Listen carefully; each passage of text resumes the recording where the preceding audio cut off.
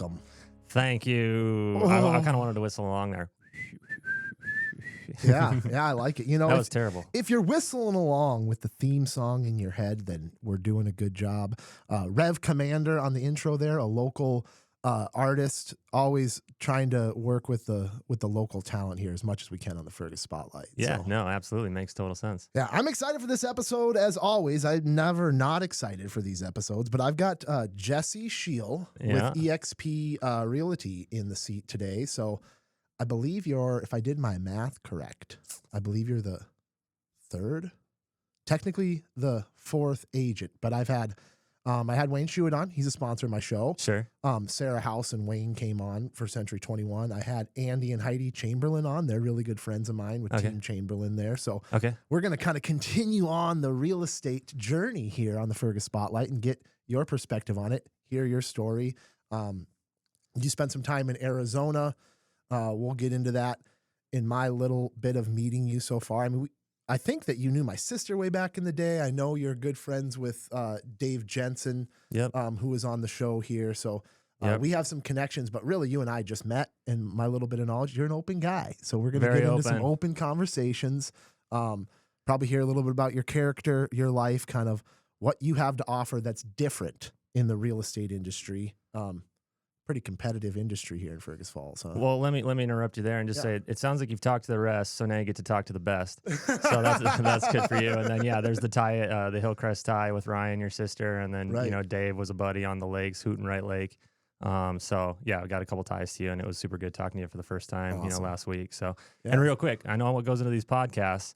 I don't just go into a podcast and expect somebody to like pump me for no reason. So I got some gifts. Got some Oh. gifts here for you. Oh, you're going to butter me up. I'm gonna butter you up, and we'll All right. do a little product I like placement. this. So we've got the Jesse Scheel hat. I love that. These are probably going to be at that home show coming up. I'm just gonna put this on my head. You here. might as well. You might as well. Get this going here. I love the swag. And then I'm super proud of this, but this is my kind of ripped off, but also kind of original.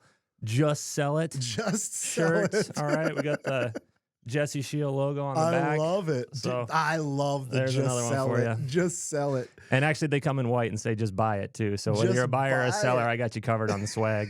Did you didn't run into any trademark issues with it, or I'm not too worried about it. toting I'm a realtor in Fergus Falls, Minnesota. I don't think Nike's going to be coming after me for my 30 shirts that I print out. if they track me down, then I've made it in life. you know? Absolutely, absolutely. Cool. Well, I'm excited to hear your background here. We're going to get into it. Before we do, shout out to the sponsors. You see some Stumbino's coffee. You said you're clean from the coffee. A few weeks sober. 4 weeks Sunday. I'll be 4 Wow. weeks sober on coffee. So 4 weeks sober on coffee. Yeah. You know, I am certainly not. I'm about maybe less than 4 hours sober on Stumbino's coffee here. I'm, closing in on 24 hours sober from Outstate Beer though. So that's good. That's Good. a good thing, you Yeah. know, but Outstate Beer always keeping the palate quenched for me. real quick, let me pump Stumbino's. If you want a coffee to get you rocking, that that's got an extra gear in it compared to does. like your Starbucks off the Walmart shelf or whatever. Stumbino's that'll get you kicking. Yeah, it does. It definitely does its job. It hits a little bit different. Yeah. Also, we have Atlas Outdoor Services partnering with the show, Victor Lundeen's Fergus Home and Hardware, Liberty Business Systems, and as I mentioned, Wayne Schuett with Century 21 Atwood. So Coming for you, Wayne. coming for you, Wayne. No, that's an interesting topic, and maybe we want to get into it right away. Just the nature of doing real estate in Fergus in general. I mean, everybody knows. Anyone listening right now can probably name 5 realtors that they know. At least. Easily, at Yeah, least. yeah. No, And for so, sure. like, I have it in my mind, like, I don't know how the heck you guys all stay busy. And I'm sure it probably feels that way in a crunch at times too, huh? Well, I pride myself in my honesty. We're not always busy. Like Yeah. this time of the year, houses don't sell as fast as they do in the summer, and they sell for less. So people, it's hard to get inventory out there right now. Whereas in the summer, you can walk into a listing appointment and be like, hey, this thing's going to sell in 10 days and it's going to go, we'll have 5 offers over asking. Right. Whereas in the winter, it's like, yeah, we're going to be out there for a while, waiting for Right. that person that wants to move in the middle of winter. It's, a lot of times this is a family town. So, families have hockey and basketball and everything else in the winter. They don't want to like uproot their life during the school season and the kids are busy. So, yeah, they wait till summer. That term make hay when the sun shines is very, very prevalent in Minnesota, particularly. We'll talk about Arizona real estate market and how you Sure. kind of got started there. Sure. And the differences, obviously the local challenges, one being people just don't want to move to Minnesota when it's this cold.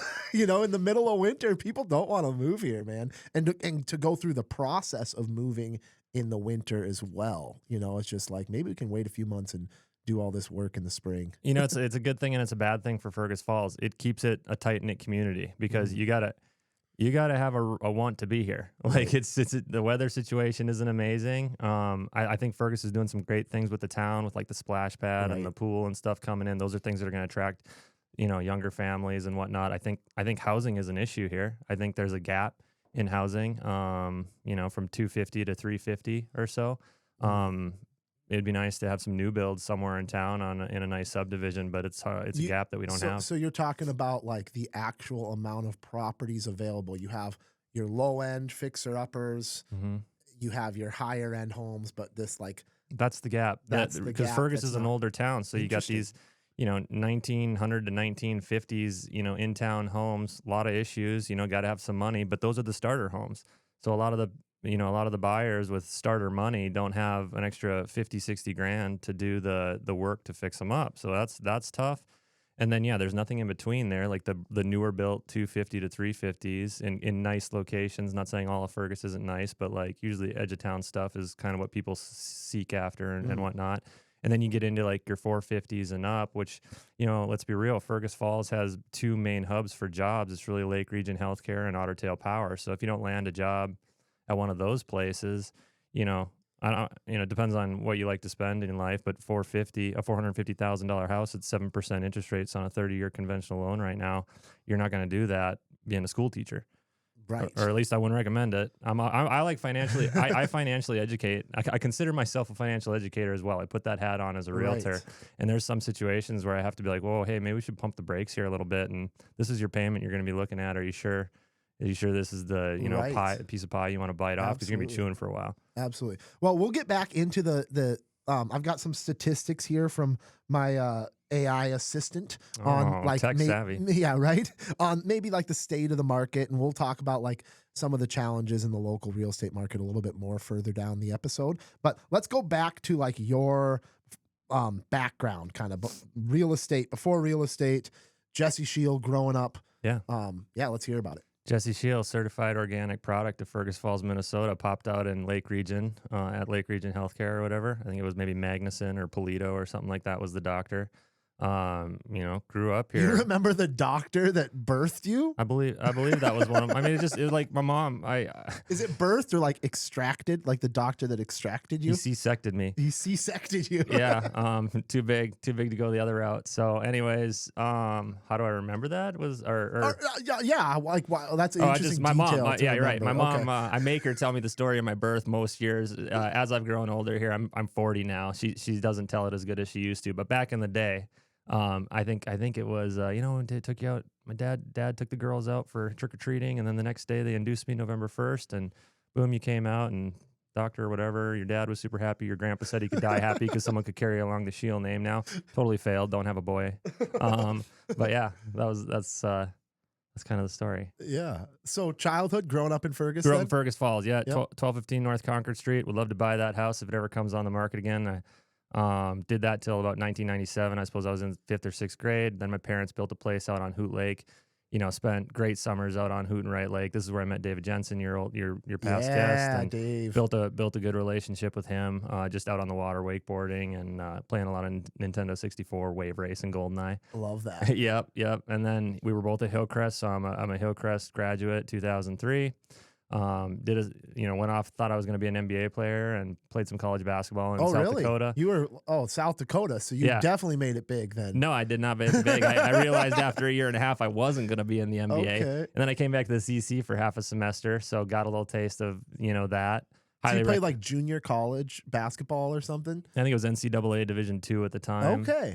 It's changed over the years. What was the school there in South Dakota? Presentation College. It's actually closed down since. Okay. Yeah. Gotcha. But we had some good games. Play like Northwestern in the cities and stuff. And Crown College. And So growing up, what did your parents do, or like what kind of influence did you have in your childhood that maybe ties into your career at all? Anything? not a lot. Dad Not a was lot. an Otter Tail power guy, put in 40 plus years, I think, out the door at 8, back home at 5 sort of thing. Mom just was a homemaker, kept the house clean, and got us to all of our school and events on time, and that was pretty much it. Nothing involving real estate. My first memory of real estate is actually Tom Verhouse, God rest his soul. Oh, I love yeah. the guy. Yeah. I remember his He's century a real estate legend. dude, Fergus real dude, estate legend. Yep. living or no, Yep. sorry, I apologize. Unfortunately, yeah. Legend, Yeah. legend in real estate in Fergus Falls. Like, got to talk to him a few times a couple years ago. Kind of pitched him and his wife on EXP Realty. Yeah, didn't convert him or whatever, but I really enjoyed those conversations. I just love somebody who's straightforward, honest, and doesn't BS. And that was So Tom. he all was the your way. intro to real estate, kind of. Really, yeah. I was Yeah, throwing a huh. football in the front yard, and there's Tom's Century 21 sign at the time. Was my first, that's the first time I remember real estate in my life. Huh. Interesting. Yeah. So went off just 1 year in this college basketball experiment. Yeah. Not even a full year. Of Year college? and a half made it Year there, and a and half, then did the okay. half semester here in the CC. Finished up at MSUM, got an exercise physiology degree. Went straight to working at Americare at the time. Turned into Sanford as a clinician in the cardiac tech program. Exercise physiology, you said? Yeah. Okay. Yep. And then I was a cardiac tech in the hospital at Americare for I think 4 years. And then 2008, Obama takes office and mandates electronic medical records. And all hospitals start hiring clinicians, people with clinical knowledge that are younger and can learn the IT side of things. So got super lucky there. That was a meal ticket. So I got trained in on Epic software out of Verona, Wisconsin, which is now like it's got a monopoly almost on the electronic medical record. So this field. was you were kind of in this transition period of manually logging these versus like this software that kind of standardized paper to electronics. Standardized the healthcare records. Yeah, Jacob Bittner Okay. used to have a folder like this. What bill was that? That was a bill Obama passed that? Back, Yeah, I don't like know in what the bill 2008 though? specifically was called, but it was when he took office. Yeah, he did mandate pretty quick that hospitals within a certain amount of time needed to be on an EHR or electronic health So record. you worked in the healthcare industry for It was about let's see, I did 4 cardiac tech, 4 at Sanford as a IT guy, another 3.5 down in Arizona. This is how I got my ticket to Arizona. Was they'd hire anyone who had experience for these big hospital go lives. You could take a ticket anywhere, and I wanted to go someplace warm because obviously Minnesota gets pretty cold and not a lot of sun in the winter, and so that was a big draw. I was going to go to Florida or Arizona. Arizona got the call first, so I took it. Went down there, did that for 3.5 years, I think, and then I got my real estate license down there. Okay. So that what was the reasoning? What was the shift that got you into real estate then? Why real estate in Arizona? So it started when I was still in Minnesota working at Sanford. I was a for sale by owner I had a house in North Moorhead, and wasn't going so hot. As for sale by owner is actually very difficult. If any of you are watching and thinking about it, I applaud you. I'll give you everything. I'll give you all my best stuff to try and do it yourself. Still very hard to get it sold yourself. And I think National Association of Realtors statistics show that houses sold for sale by owner sell for 10 to 15% less than one sold by a realtor. Realtor is going to cost you around 6% usually if you're a good negotiator, maybe less. So you're money ahead just to list it with an agent and get it done professionally and take the stress off That's yourself. the statistics. Statistics would say. Yep. Interesting. But anyways, what prompted the real estate thing? Being a for sale by owner, all these realtors cold calling me and trying to get the listing, trying to do it myself, thinking I know everything. And then finally one day just giving up. There was a realtor in my backyard showing the house literally in my backyard. And I said, hey, do you want to sell my house? Like, I'm just done with it. And, ended up being like a chance thing. He takes me to the listing agent, who's kind of a friend now, Derek Brandenburg out of Fargo, North Dakota. So good guy. And he's kind of what sparked my interest. He's like, you should be a realtor. And honestly, I would have been right away if he would have told me how much money realtors make, but he never told me how much they made. So I thought I had this job at Sanford doing healthcare IT stuff, making $22 an hour. Like, I was big stuff, I was driving an Audi. and so I didn't take him too serious, but I did end up getting licensed as I knew I never fit that mold. I was like a square peg in a round hole. I could do the job, but I was always kind of this, I'm not an IT guy. Like, you look at you see me now, like the long hair and back then I would dress in wild bright colors. I feel that, And, yeah. I just was a square peg in a round hole. And Actually got a hold of the book Rich Dad Poor Dad, Robert Okay. Kiyosaki. This is a popular one amongst, investors and whatnot Yep. out there. And man, that sparked a fire. Yeah. And, so then I was going to get my real estate license, started to actually get it in Fargo, passed the initial test to go take the main exam. But then I got the call to Arizona, went down to Arizona, kind of forgot about the real estate for a bit. But then after being a square peg in a round hole for another 3.5 years, I'm like, I just can't have a manager anymore. I just can't do this. Yep. So yeah, I got licensed down there, and then it took about a year. But when I got the ball rolling and started making some money, my manager sat me down one day and she's like, "Hey, you're selling houses to everyone coming in and coming out of here. You're leaving at lunch and going doing showings over on the west side of the valley. We like you, but I think you're gonna have to make a choice." So I dropped my computer and badge off at her office the next day and never went back. Nice. So And you've been able to make a fine living at it. So what year was that you entered the industry then? I think this is 8 years in the business now. So take 8 away from whatever year we're in. We're at like what, 17? Yeah, 2017, 2017. 2016, somewhere in there. Okay. So it would have been not quite like coming right out of like the crash into the recovery. Dude, but that was hot. That was a brilliant hot time. That was a hot time, right? Grab your surfboard and get on the wave because we're gonna make some money. That was a time. That was a heyday in real estate there, especially Crazy. down there in Arizona. Insane. Yeah. I mean, every house basically doubled in price from the time I started in real estate till now. It's still doubled in price. We're probably in this transition period where, depending on interest rates, tariffs with Trump and stuff like that, we'll see what it does to the real estate industry. But How is that all connected? The tariffs and home prices. Yeah. Speculate on it. Let's hear it. Great question. So in Arizona, we don't have it in Minnesota. There's a document called the Market Conditions Advisory. It basically says the real estate market goes up and down. We're not a crystal ball. You can't sue us if you buy this house and it loses value.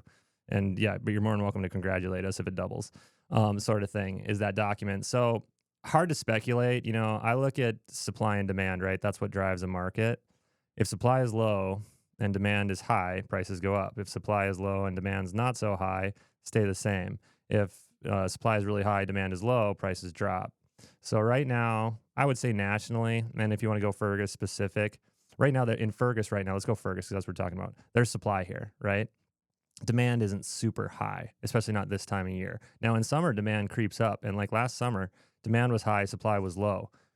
Great time to be a seller. Not so great time to be a buyer. But sometimes you just got to swallow that pill if you're moving into town for a job or you're moving out of town and you don't, you might be losing your, 2.25% to 4.25% interest rate. But, you're also cashing out $200,000 in equity or whatever the case may be. So. If that So makes sense. as far as like the tariffs and like how Yeah. how that might impact the real estate industry, obviously you have the supply chain, which is reliant on international trade for new builds, and then whenever you have a ripple in the economy, that if anything costs more, everything's going to cost more, is kind of the way that usually that stuff works. The tariffs right now look like they would be inflationary. Right. So if you're a homeowner, you might be in a good spot. It'd be good for you. It would be good for you. Right. It could get to a point though sometime where things just are too expensive and people run out of money. Now you got to start cashing out places, and usually the house is the first place because that's where you're sitting on the most amount of money. Not so many tax disadvantages or tax liabilities on the home sale. If it's a primary sale over 2 years, it's $250 for a single person, $500,000 in equity for a married couple that is untaxed. Gotcha. So that's the first place to usually go, because if you start pulling from 401s and Ross, there's huge tax liabilities, penalties. Gotcha. So that leads to people like a bubble. That's Sure could. when home values get so high that there's no buyers on the other end of it, then you're building a bubble, and a bubble's building. Yeah. Or your home values going up so much that all of a sudden your property taxes are higher. Your insurance catching costs up are with higher. you Look and at everything. what it Yep. costs to hire a contractor right now. You bought a $250,000 home 8 Right. years ago. Now it's worth $400,000, and but contractor prices are up 30%. Your taxes are up 40%, and your insurance is up 40%, Right. or whatever the case may be. You bought it for that. You bought it for that price, that $250,000 price, and that interest rate. That's what you could afford at that time, and you can still probably afford that payment. But can you afford the upkeep and maintenance on it? Right. A roof is, depending on the size of your house, 10 to 20 grand. Most people, sadly, don't have that laying around. HVAC is 6 to 8, depending on the size of the house. I mean, it can be way more than that on a bigger Right. house, but 6 to 8 is pretty conservative. Yeah, when you get into expenses as a homeowner, they're not small. Right. It's No. not small expenses. It's like No. very, very like daunting expenses. I'm happy Yeah. to just be a renter. You know, my life is simple, super simple. Something comes up, I call my landlord and we work it out. You know, or he's always really good about it. But yeah, to have that, especially when you look at like, I've thought about what it would take for me to be able to afford to buy a home, or what kind of home I would have to get into as a single man. You know, and you're looking at homes that are the ones you can afford are going to be the ones that you can't afford that you Exactly. can't afford down in Exactly. the long run, you know? And that goes back to my point about Fergus Falls right now. You know, it's very hard to find that right priced home. You're looking 1950s or older, sub 2.25. The upkeep on that, you know, you're probably looking at like a boiler system in some of those, not Right. even your typical like gas forced HVAC system. Right. Who wants to work on that? Who wants to own that nowadays? You know, just so many nuances like that. You know, the roof is caving in. I mean, there was a house last year across from Kennedy. I mean, you could see in the photos the roof was falling in. Things sold for like 125 or 150,000, and it's like, okay, who buys that house first of all? And then did they know that they're gonna have to like reframe that front part of the roof? And then, I mean, you're reframing it. You're probably gonna do shingles at the same time, throwing another small house, throwing another 8 to 10 for that. So, you know, Yeah. things to think about. Yep. So, how many years did you spend in Arizona doing real estate then? Yeah, I got there when I was 30, and I've kind of been back here off and on since I was 38. So let's call it 8 total, you know, full years there. Oh, so you recently are back in town here. Yeah, then. yeah. Basically got back here off and on in summer of 2023 or spring of 2023. Okay. So you're Yeah. kind of still in that process of sort of, I mean, obviously you grew up here, you know a lot of people, but you're still in that process of sort of settling back in to Yeah. Fergus being home again then. Yeah, easy to settle Yeah. back in because obviously, like, Right. this is where my roots are. This is where my family are, my friend groups and Right. stuff like that. So, like, you know, I Yeah. mean, you know, you just Yeah. know everyone here. Yep. Fergus is a small town, and Yep. yeah, I mean, the second I got back, you know, you could hear the town talking. Did you guys know Jesse Shield was back? Right. Like, not saying I'm a big deal or anything. That's how it is with anyone. Anyone Right. could leave and come back, and the whole town will be like, "Did you know so and so's back?" Right. It's just the way the it's town that works. small. Yeah, Yeah, for yeah. sure. For sure. Well, let's talk a little bit more about then that transition. You said obviously the real estate market as a whole had its heyday. COVID changed a lot of stuff. Interest rates obviously were up really. I don't pay too much attention to that, but from my understanding, they were up not really, really high, but they were up high. They hit 8% 8%. in 2022 and beginning of 2023. They're down around 7% on a Okay. 30-year So conventional right kind now. of they kind of checked back a little bit, but still double probably what a lot of people got. Double in what at- the millennials were used to. You know, Right, if you're a right. Gen X or a boomer or whatever, Or yeah, if you were buying a home around COVID or shortly after or before, you were getting in on those like 3.5% yeah, interest rates. Yeah. And a lot of my friends that were buying homes, you know, I don't know if there's a right time in life to be buying. the right time was 2019 to 2021. Early 2021 was the best time to buy a house. Right. Recent Okay, of recent, okay. because whatever you bought basically doubled. Right. Well, I know that there's, you know, obviously there's these charts that show the cost of renting versus the cost of owning and the inflection points there. And those tend to kind of ebb and flow with each other a little bit. So I Sure. know there's periods of time where it's better to rent and periods of time where it's better to own. But I think in general, the earlier you buy something, the better off you are. And it doesn't really matter what rates are doing. It doesn't, you could correct me on that, but like for the most part, the best time to buy a home is like probably like as soon as you can afford it. Best time to plant a tree is 20 years ago. Second Right. best time is today. Right. So, Yeah, and the same totally. thing with home purchasing. For the most part, you know, that's a long story. If you guys want to talk about it, you're welcome to come to my office at 101 West Lincoln Avenue, and we'll talk about it as long as you want. But, Right. you know, if you were to just give a quick answer, yeah, Yeah. it's usually best to just buy and hold. So moving back to Fergus, kind of going through that, have you entertained a world where you go back into the medical field? Have you entertained a world where you do something else? I know you talked about Absolutely not. absolutely No, not. I know you talked absolutely about you had like a side passion for cars and you did a YouTube channel for a little while. Yep. Um, Yep. So yeah, I mean, 2021 they print all that money. I got a little bit of it as a business owner. Basically started buying and selling cars. I've always liked cars and stuff. Don't recommend it if you're listening. Cars, I apologize, are a total waste of money. There's a few nuances out there where if you buy them right, fix them up right, you can get some money depending on the market. But And what kind of cars are we talking about here? Like, just little. Honestly, I bought everything I wanted in high school that my parents wouldn't get me. Right, so I bought a 350Z. I bought a Neon SRT4. I bought a Mitsubishi 3000 GT VR4. I bought a Mitsubishi Eclipse GSX. All the cars that were cool when I was 18 that mom and dad, they put me in a two-door Mercury Topaz at the time. It was fine. I tried to pimp it out as best I could, but these are the cars I wanted: all-wheel drive, turbos, big spoilers. So that's what I ended up buying. Drove them hard. If you look at my channel, I don't recommend it, but if you look at my channel, the videos show me burning rubber and racing and all this good stuff. The issue with that is, and I think I talked about this to you last time I spoke with you, it was contradictory to the other business that I was running, So like I'm running a real estate business on one side and I'm moonlighting as a punk in jean shorts, beating the crap out of his cars and trying to do like helpful videos on how to do rear control arms and a welded rear diff for your Drift 350Z.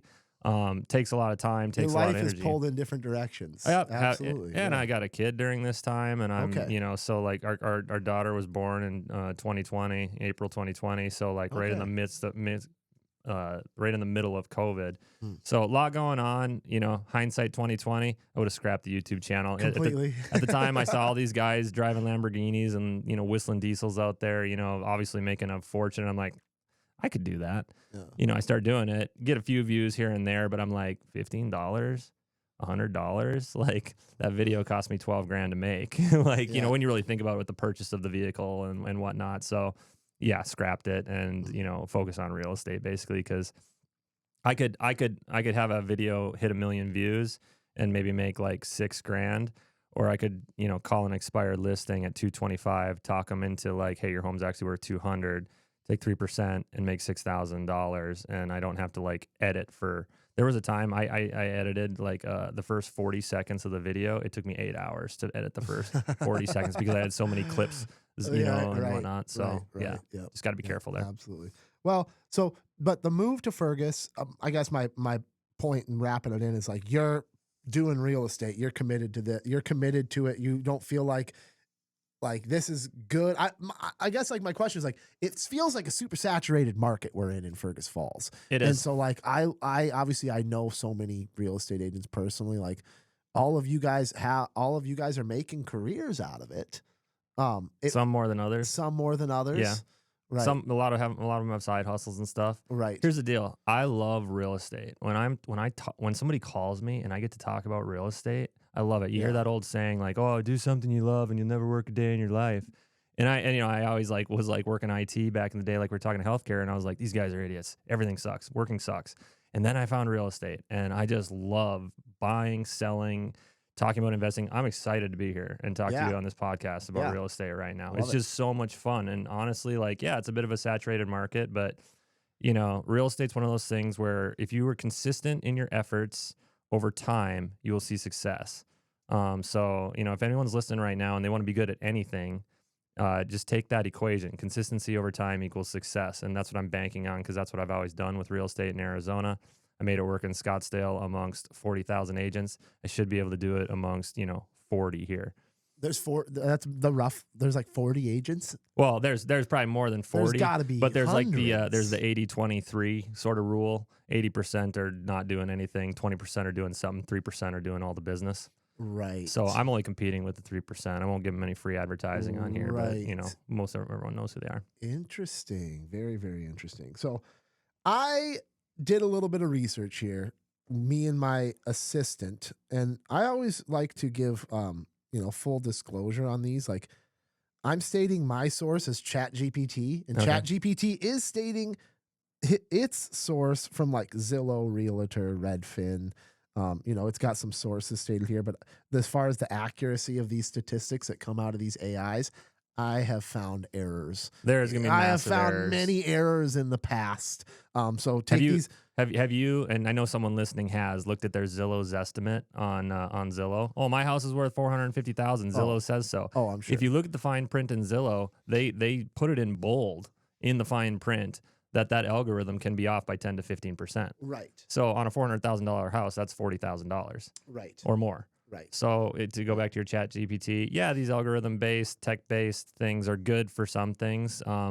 If you want to know the facts, talk to a professional in the market. Right. Well, we're gonna go through some of these, so maybe you can talk about some of this stuff Hit me. as far as how things have changed recently. The current outlook of the Fergus Falls market here and trends. It says median home value would be, as of December 2024, or this is rather the average home value. It says Okay. was approximately 186,403, reflecting a 5.1% increase year over year. That was December 2024. For Fergus Falls, that actually sounds slightly light. I could be Slightly wrong. I actually calculated that manually, because at the time, Fergus only had like, I don't know, 40 active listings and however many hundreds sold in the last 6 months. So it's pretty easy to do the math, throw it in a spreadsheet and whatnot. I want to say I calculated it out at like 2.25 average home sale, and then I calculated out price per square foot. Obviously, these are things I don't put to memory, but I have a mailer that goes out every month, and data like this is on it. So if you want that information, raise your hand, get a hold of me somehow. I'd be more than happy to add you to the mailing list. So this is actually what it says. It says home value, and then there's a average listing price. Okay. It says the average listing price was $249,990. That sounds right. Showing a 6.3% year over year increase. And then this is interesting. The average sale, or the median sale price, was $172,500, Okay. which is a 13.2% decrease compared to year over year. That statistic doesn't can't be quite right. sound Doesn't accurate to quite me. sit right. We had a Okay. big summer last year. Okay. Prices were soaring through the roof. So it wouldn't have been, prices would not have been down year over year. 13%. No I don't way. think No way. not 13%. That's a Okay. pretty big. Here's the Right. deal. If there was a 2008 type crash, Fergus Falls would maybe see a 10%, maybe 15%. We're very insulated here. Like, we don't have a vacation crew coming here. We don't have a bunch of investors picking up a bunch of inventory and holding. So there's like, if a bubble bursts, guess what? Everyone here lives in their house for 20 years. It doesn't matter if the bubble bursts. They're just worried about their payment. Right. So like, you're not going to see those big swings like you're going to see in Florida, California, Texas, Tennessee and stuff, where there's like tax incentives and good weather and stuff to live there. Minnesota doesn't have tax incentives. It doesn't have the weather. It's got a lot of agriculture around. It's got pretty steady jobs. You just don't see the fluctuations.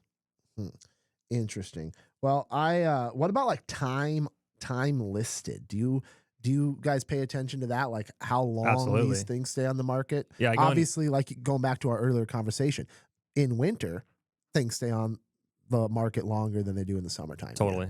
Yeah, so. Yep. Days on market is huge. It's one of the main things I focus on, other than price, in like my listing appointments, because at the end of the day, people want to know how much money they can get for their house and how fast they can get it.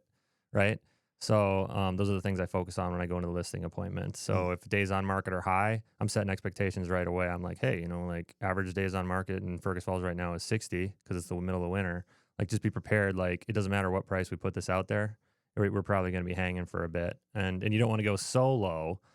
Well, there's such a fine line there. That's a huge conversation too, because pricing is massive in real estate. But in the winter, you got to be so careful, because where in the summer it's like eBay, you could list something for 99 cents, and people who are like obsessed with that start watching it over the 7-day period that it's on there. And then they start bidding last second, and then ego gets involved, and they start, that was my childhood toy. I have to have it. I'll pay a little bit more. I haven't seen one in 5 years, and blah, blah, blah. And they end up paying more than it really should have sold for. And that's the same with houses. Underpricing is actually the better thing to do with them, especially in a hot market, because then everyone sees it as a deal and has to have it, and then egos get involved as the bidding wars start. I know that was, I don't know if it's as prevalent anymore, but you had it last summer.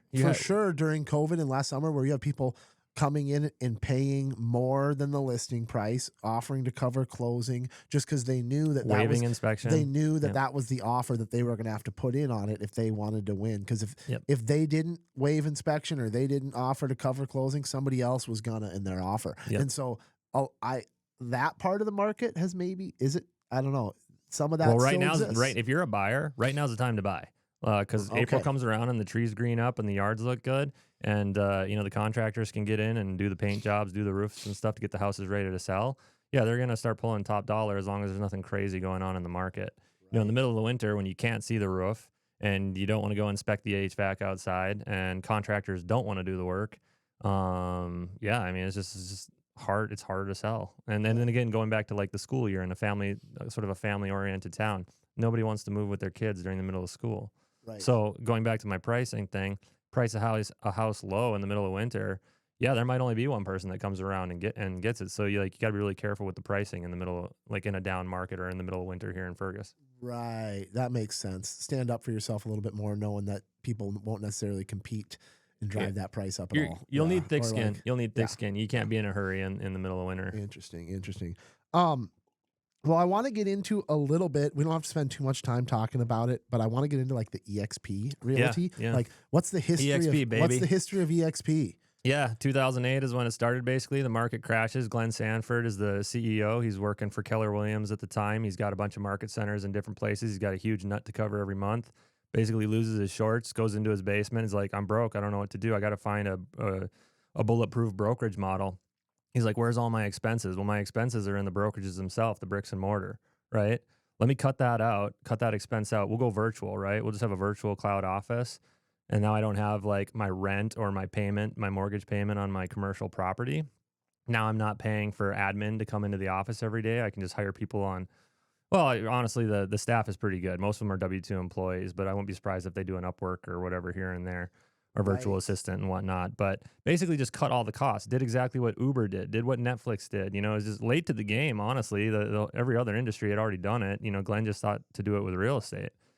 So comes out of his basement with this brokerage model, starts it up. It's tiny at first, 13, 15, 25, 50. When Glenn goes off to some conference, I don't know. I don't think it was Tony Robbins. I can't remember the exact story. I've heard it a couple times, but I went to a Tony Robbins concert and everything changed. exactly. Yeah, no, he comes out of there and he goes, "Hey guys, we're not thinking big enough. We got to go public. We got to go public." So becomes this. I think Remax was public, but they don't award their agents with stock.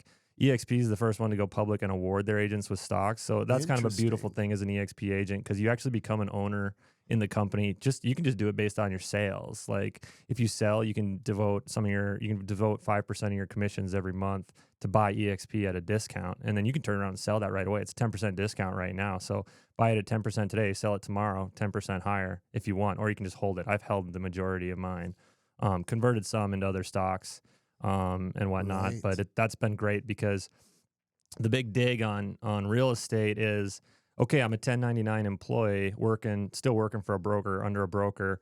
I got to get on the hamster wheel and spin it every year, make a certain amount of money so that I have health coverage, so that I can put some money away in a 401k, Roth IRA, whatever, make my house payments, blah, blah, blah. EXP comes along and says, okay, sell houses for us. We'll give you stock. Okay. Now you've got a built-in 401k. By the way, we've got discounted healthcare, which me and my daughter are on, Clearwater Benefits. It's through EXP Realty. Not too many other brokerages offer a discounted healthcare program. Awesome. There's also revenue share. If you tell your friend, who's like Dave Jensen, for example, been buddies with him forever. Dave, you got to get out of where you're at. You got to come over to EXP Realty. Here's the reasons why. Yeah, sounds good. Dave signs up at EXP or whatever. And so now when Dave sells a house, I make a little money off that. It's cash, 20%. There's an 80-20 split, and I'm getting into the weeds here now. Yeah, but yeah, it's all good. But yeah, so there's an 80-20 split at EXP. 20% goes to EXP, 80% goes to the agent until they sell $3 million in sales volume. After that, they make 100% of their commission. But while they're in that 80-20 split every year, if it's an agent you brought on directly, I believe right now it's like 3 or 3.5% of that 20 goes directly to the agent that brought you on. So now you've got kind of a pension plan on the side. So to me, EXP, I have, this is terrible. It's like Mary Kate. or Mary Kay? Mary Yeah. Kay, Mary Kay makeup. Yeah, maybe. Pyramid. Yeah. You know, Juice Plus pyramids. Say yeah, style, you can say that, know? but let's be real. Okay. What isn't a pyramid? What isn't a pyramid? So like, That's a you good know, question. latent media here that we're sitting in. Somebody owns it. Somebody buys. We're an ESOP. We're an ESOP, so it's a little bit different. But at the end of the day, we have a CEO. We still have people to answer people to. underneath them, Correct. managers, you know, managers with employees underneath them. Correct. It's still a pyramid. Absolutely. The chain Yeah. of command, every chain of command in any business is shaped like a pyramid. There's Military's, someone at the top of that. military's thing. pyramid. Absolutely. Even like religion. Like, you know. To a point. Yeah. Yeah, absolutely. So I mean everyone certain gets religions more than others. for sure. So everyone gets huffy on that, but here's the deal. This sounds terrible. I have no loyalty to EXP whatsoever. Yep. I'm there because that's where I can make the most money doing what I do every day. They're the plain and best simple. for you. They offer you the best opportunity as an individual to do your thing. That's what real estate really is. You are, your brand is this, right? This Jesse is Shield. Jesse Shield. Like, you're Jesse Shield. You know, Dave Jensen is Dave Jensen. Mhm. Like, that's your brand, your mechanism in which you are able to do your job can be anything, Right. essentially. Right. You could rally enough people and start your own business if you felt like the name If you want credibility that- or if the you- benefits. But If you want that headache, yeah, that's where EXP comes in. EXP took, okay, you've got three options. You can either become a broker owner, you know, have a crazy nut every month to cover, have all these employees and have to deal with every agent and sign off on their paperwork. Huge headache in my opinion. You can do it the franchise way. So you can do that independently. You can do that the franchise way where the franchise helps you out, but now you're giving money to the franchise, taken away from your gross. Or you can go the EXP route and let EXP do all the heavy lifting for you. You just go out there and sell and tell a buddy or two, and now you're an owner in stock. You've got your, you know, employees working under you, you know, quote unquote employees, these other agents that you're helping out. P.S. You're incentivized to help them now. You know, all these other agents in the market, they're competition. Dave Jensen, I'm incentivized to help him. The bigger Dave goes, the more money I get. You know, the more money he gets too, right? Right. So it's a win-win, and you always look for the win-win in the business. So you know, Yeah. that's where my head. How rare is that? I'll just, for lack of a better term, pyramid structure. How rare is that for EXP versus other real estate agents? Like, would Century 21 or someone else offer that? Century 21 doesn't offer any. I didn't mean to stock, call them doesn't out offer specifically. any revenue share that Yep. I'm aware of. It's just it's a dated brokerage model. So like here, there, you know, if you're an agent, Sponsor of the show here, by the way. Just we'll be gentle. We'll be gentle. Okay. Good for you guys at Century 21. There's loyalty there, right? They probably like, is Absolutely. it the Olsons, John Olson and stuff? I think owned it at one time. You know, obviously I know some of the agents there. I really like Leslie. And here's the deal though. You're working there, you've got your commission money. So every month you got to, or every year you got to get on the hamster wheel and make your commissions. There's no other way to generate income there. That's it. And by the way, I don't think the split is even 80-20. I think it's higher. I think it's like 70-30 until you sell whatever the cap is there. So I guess, like, back to the point though, that like having someone under you and getting commission on them is relatively unheard of in the real estate. Keller Williams does a similar thing, but Okay. it's profit sharing, not revenue sharing. Okay. So if there's profit at the marketing center at the end of the month, after the broker takes his salary, after the electric bill is paid, after the printing is paid, they'll divvy out the profit. But guess what? The Oh. Keller Williams Market Center out of Fargo that owns the one here, and really there's only one agent left there, is never profitable. So even if your agents are making money, you're still getting a zero check. Whereas EXP doesn't. It's off a gross. Interesting. So obviously you have incentive to build the agent base. They give you guys all the, but Yes. there is also a point too where it's, at the end of the day, it's still better for you to make a sale than Dave Jensen or someone under you, right? Yes and no. It depends on what kind of lifestyle you want to live. Because there's the freedom. There's the freedom there you aspect go. of it. There you Dave, go. I'm in Florida. Take this one. Let's go Yeah. 50-50 on it. You know, whatever. Huh. I don't know. I mean, again, I just look for the win-win and everything. And in my opinion, EXP offers the most amount of win-wins. Like you know, that. so Where did you say they started out of again? Washington. Washington State? Okay. Yeah, why Okay. can't I think of the name? That's fine. Okay. But But it all stemmed from 2008 financial crisis. Bellingham, Washington. Bellingham. I 2008 lived in financial- Bellingham Yep. for a little bit. Did you? I lived in Bellingham for a few years. Yeah. Yeah, there you go. So you did give me a list of And I'm not sure how we're going to talk about these things without it being really boring. So It's going to be too boring. let's Let's not talk about it. Well, we'll squeeze that in. We can sum it all up here because we're 45 minutes in to like 5 an hour. minutes. 5 minutes. 5 minutes or less. Okay. I apologize, anyone listening. No, if you can stick through this 5 minutes, I'm gonna throw a curveball at Jacob here last minute. We're gonna talk something else. But okay, perfect. go ahead. But these like what make like everybody gets lumped into the same thing. So what makes you different? You've got just to go over a few things here. You've got your flexible commission menu.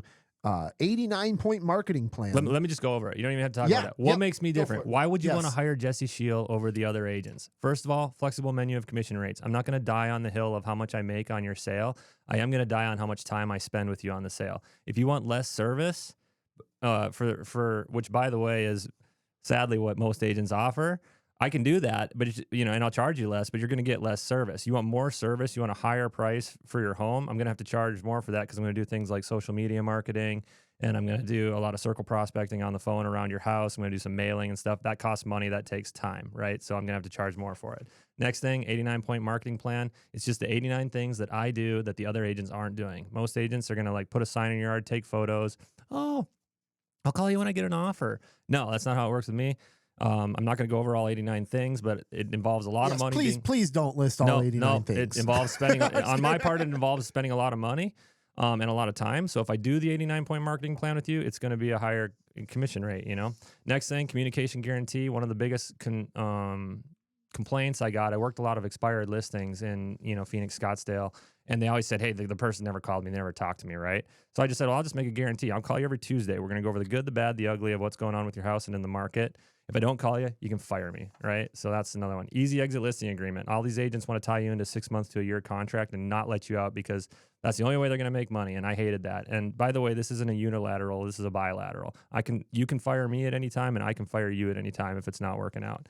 So that's a document I have signed. My performance guarantee. Basically, here in Minnesota, it depends on the market. Right now, I'd be willing to offer a 72-hour guarantee on the sale of your home. No other agent's going to guarantee your house selling in 72 hours. If I can't sell it in 72 hours or less, I'll do it for free. Okay? So that's something that no one else... How does that work then? Like you have to have the freedom to lower the price? Well, here's the deal. And I'm not going to share this with just anyone. I only share it with the people because I spent some money talking to lawyers working this up. But yeah, there's some fine print in there, obviously. It does work. It does work extremely well, though. I've used it in Arizona for a long time. Right. Okay. Yeah. So, and I'll be honest, I've never had to eat the commission either. I've always got the house sold. So, okay. And it's similar to like, buy one, get one free suit at, Halberstad's or whatever, you're not going to get the Hugo Boss suit and it's not going to be totally tailored and custom fit. And then this thing, you're not going to get the full blown service. Basically, we just price it really aggressively and you agree to it. But a lot of times it's the best way to sell a house. What do they say? Like when you're choosing what you want, you either have to choose quality, price, or there's like a third quickness or speed or whatever. Right? Quality, and so price, speed. So you can't have all three. You can't have all three. Two of the three, right? Exactly. Interesting. Yeah, exactly. And then last thing, I think I'm even doing better than I will come in under 5 minutes, but the certified pre-owned home. So if you ever have shopped for a car, they'll have certified pre-owned cars and then they'll just have the used car lot. The certified pre-owned ones typically sell for 4.5% higher than the car that doesn't come with a warranty, hasn't had a 160-point inspection, all that good stuff. So I do the same thing with a home. So we have an inspector come in, we have an appraiser come in, we fix all the things on the inspection, we have an appraisal ready to go stating that this is what it's worth. We list it, everyone likes that everything's already been fixed, the appraisal already says what it's worth, they're willing to pay it, and it comes with a certificate of completion. If you can see that, if you're watching online, I have my own certificate for it, I have my own branding for it, so basically this certified pre-owned home branding down here, that's an extra rider that goes on the sign. Okay. So, these are the things that I do. No one else is doing. Somebody might try and rip me off now that I've disclosed all this, but you, the consumer, just do me this solid. As the consumer, don't just hire your aunt, your friend's friend who has a dog of the same breed as you and who's a realtor. Interview 2 to 3 and look for the highest value proposition. Which realtor is going to give me the most for my money? Right? That's all I ask you to do, because if that's what you do, I'm gonna be hitting home runs for a lot of people in this town, right? If you just hire willy-nilly, whoever that you know through a friend or a friend or a friend or is your next door neighbor, you know, there's a few, you might get lucky. You've got a lot more to compete with. Yeah. Yeah. Interesting. Talk about this. You mentioned cash offer on a home. Yeah. So Yeah. like you'll just like buy somebody's home from them. Yeah. So get this, eXp Realty, the only brokerage in the nation that has a partnership with Open Door. So what we do is, you know, we go in there and we can offer the cash offer. Just say, hey, you know, we're partnered with Open Door. Would you ever consider a cash offer on the home? Because there's two types of sellers. There's ones that want top dollar, and there's ones that want ease of sale. There's not really any gray area in between. It's either one of those two things. So if they want ease of sale, I'll bring them to Open Door. If Open Door, if it doesn't fit their box, their buy box, you know, like because they want a certain type of house to turn around and list or to throw a renter in, then I'll go to the private investors, and I have a spreadsheet just loaded with people who are like, hey, if you find this, this, and this, you know, and they're looking for ease of sale, you know, I'll clean it up, I'll do work or whatever, you know, just cash offer, get them out the door. So, and that's just the beauty of being in the business for a while. You know, you get sign calls and stuff, and they're like, hey, it looks like a cool house, trying to save some commission. I'm like, okay, you're an investor. And I'm like, here's the deal. I'm going to put you on a spreadsheet. This house is not selling for a deal like you want, but the next one that does, I'll let you know. Right. So this is how you offer the cash offer. And perk of being in the business, I've done this a couple times. You know, you get the listing appointment first. If they're looking for ease of sale and the price is right, I'll buy it. You know, I've done a couple of these in Arizona. I haven't done one here yet, but you know, that's the beauty of being a realtor. If you can think outside the box, you don't just have to list the house. You have a chance. You've got first dibs on buying that house and turning it around and either doing a flip on it, throwing a renter in it. Maybe it's something that you want to fix up and live in with your family. So perks of the business. Obviously, going back to the cash offer, you're going to get less money. Obviously, you're going to for, settle. You're going to settle for a price that is in probably the favor of the buyer rather than the seller. But you're not going to have to deal with the listing. No you're not headaches. going to have to clean No it up. time. Yeah, and just being real, this fits people, you know, that have family members pass away. They, you know, they don't want to deal with it. They've got bad memories in the house. A lot of like just a big mess. Like the place is a big mess, and they don't know how to clean it up, and they just want to wash their hands of it. Right. And it's like, hey, that's a lot of cleanup, but we're willing to do it. And those are the situations where you usually can, and hey, if you're a young guy out there, or if you're just someone. How do I get into real estate real quick? I'll be like, hey, if you want to make some money in real estate and not get your license, go look for houses that are distressed with grass growing out of its ears and roof problems, and go knock that door and have a face-to-face conversation. You know, this is gold. I'm telling you right now. You can make 50 to 100 grand on a deal. No, I'm not even looking for the referral. I'm just saying, you want to make big money real quick. Like say, if anyone listening right now is in a tough spot financially, but say you've got 20 grand in a semi-stable job.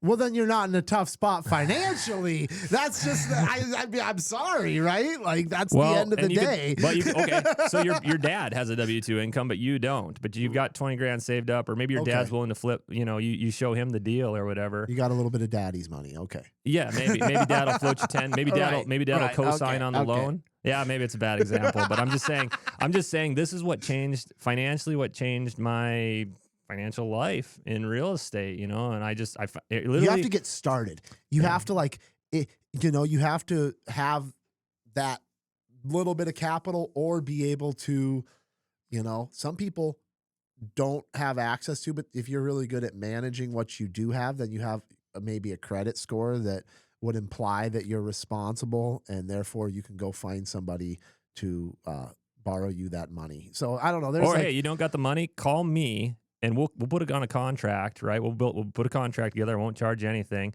Say we make just 10 grand wholesaling it. You know, we'll go five a piece. You know, go 50-50, 5 a piece. I'll make a quick 5 all day long for doing some paperwork. So something to think about. Yeah, interesting. So that's how it starts, though. You got to be willing to do the legwork. I mean, you got to do the work that no one else wants to do. In a competitive market, in any industry, you have to do the work that nobody else wants to do, for sure. 100%. Hold on, let me transition you real quick. Throw absolutely. a curveball. Yep. Jacob Bittner, this is Spotlight on Fergus Falls. Okay. Put the spotlight on Fergus Falls. What is the best thing Fergus Falls has going for it right now, in your opinion? My opinion, the best thing Fergus Falls has going for it right now, I would say it has to do with I guess it kind of feels like we have a little bit of a momentum as far as building a little bit more for the summertime, at least a little bit more of an outdoor community, right? Like I feel like the best thing Fergus has going for it right now is that what's stemming out of that Spees Park area. Like the potential that's stemming out of that downtown area is the best thing that Fergus Falls has. Let me going cut for you it. off right there. I love what you just said, and it all went to summer. Now, Summer. And summer. and I'm Now. a skier, so I want to bring back Old Smoky. Yes, That's- that's where I'm leading you to. Jacob Bittner, you've got the ski background and Right, stuff. that's right. If anyone listening has anything to do with Old Smoky, and we can figure out how to get that thing up and running again, because like Right. DL has DL Mountain. Obviously, Andy's is out in the middle of nowhere. I know you got ties to that, but it's a pain to drive out there. And dude, I've been hurt out there. And But you know how these bad. are the things that get people to want to move to our community. These are the Exactly. things like when you talk about adding a ski area, man, that will transform the real estate market in your community. Adding Spees Park downtown, Beautiful. absolutely transformed. You want to talk about the next step when you connect that path out to the Central Lakes Trail, and you've got people that are biking into your downtown and Yes. potentially sending them out through. That will be Yes. the next step that transforms our community to be somewhere that people want to live, And somewhere I'll that let- like people want to be. And let me add this, the river. The The river, river is an yep. amazing asset running Yep. through the middle of town. Central Dam across from Otter Tail Power isn't even running their generator. They need to tear that thing down, and they need to let tubers and kayakers and stuff get Interesting. all the way through town. Because and let's be real, that dam is kind of ancient anyway. You like cement has fallen off of it. You know, it's got to be what I think it's got a 1912 or something sticker or you know, on the one side. Is the dam? It still controls water flow though to keep like outstate from flooding or Oh, like totally. But then you've got, is it right down the way? Is it Pisgah or whatever? Where not outstate is, or dairy- is it outstate? okay. Yeah, just downriver, past behind Kmart, past there where the. Oh, that's like the dairy farm, the old dairy farm, or there's Fergus Brewing. that Well, was what's back the road over by Fergus Brewing? What's that road that goes across there again? the bridge there? The bridge there. I'm not sure. Whatever that road is, that dam there can hold water, and then there's another dam upstream. Well, there's the Hoot Lake Dam basically there that you can control water levels there, and then there's another one further upstream. I can't think of all the names. There's Central Dam, Pisgah, Right. Orwell. There's plenty of Right. dams to control. They don't. In my opinion, you could do something with Central, like Pelican Rapids did. Pelican Rapids took down that ancient dam and put some rocks in there, and now you can go Right. through that on a kayak. And I just think, man, if you had the trail, the river, and Old Smoky rolling, you've got a really fun town. Now we Right. just got to figure out the real estate. Somebody with a big chunk of land, wants to make some money. Let's develop that, subdivide it, and let's put some affordable housing from 250 to 350 on it. And let's make Fergus Falls great again. Make Fergus Falls great again. Well, I'm actually glad you kind of transitioned into that because I was going to ask about the future. I was going to ask about like what maybe is happening now, that like the direction you feel like we're moving in. So Mhm. obviously those are the things that I don't know about how much of a reality the Old Smoky project could be. But Why can't it be? I just believe, well, at the end of the day, it belongs to the city of Fergus Falls. City of and- Fergus Falls. And the I'm one- not, I wouldn't put it past them to be able to come to an agreement on it. But looking at it short term, I think there's more energy probably on that city council that would like to see the city go away with it. And that's a possibility, to let private industry take over that land or operation of that ski area. I think that's, in my opinion, the only way it probably should work anyways. The government isn't really in the business of the ski industry anywhere else anymore. But No. Old Smoky was unique in the sense that when the city of Fergus Falls did own it, it was it might have been the only ski area in the United States that you could ski for free. So Really? Interesting. very, very, very interesting. I did a deep dive on Old Smoky with Dale England. If you guys want to scroll back into the feed of the show, we do a deep dive on Old Smoky and kind of talk about what it was like back in the day and the operations. But ultimately, I mean, that's a bigger step, but those are the things that will continue to transform our city. I think the writing is on the wall for the trail coming into downtown. I know that project's long overdue. That'd be Eventually, great. that obviously the mill is coming into town. All these things are improving what our community is. But let's talk about some other things. Future outlook. I always ask people, how is AI? Mhm. How do you feel like AI is going to change the real estate industry? It'll change it. It has changed it. It for has sure, changed yep. it, but I've used it on like public remarks and stuff. So like the write-ups to get an initial write-up, and then I'll go in and edit it. Obviously, when it comes to the algorithm-based home values, it'll get more and more accurate.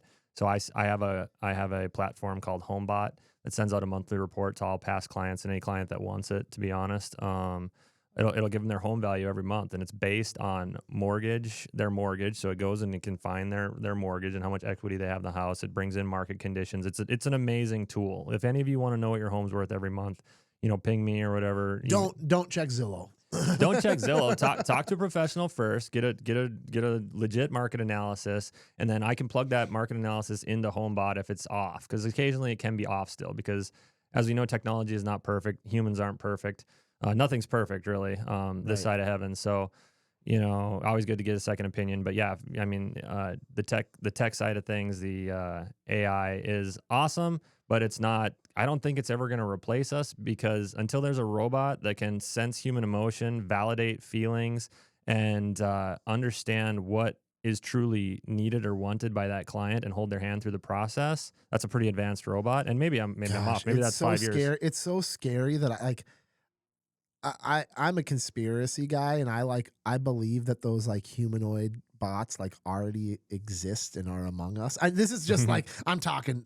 I need to bring back the urine therapy people I was talking to if we're going to have those conversations. But I'm a firm believer that maybe there's some. I mean, you see some really, really crazy realistic prototypes of this stuff, and if these are prototypes that they're sharing with us, what do those dark projects look like that the government has? Well, the dark projects, are wild for sure. But I think a bigger concern would be the robot will only go so far when they try to hybrid robot and human, which it will come. I mean, Elon's already working on Neuralink and whatnot. Yep. It's coming, right?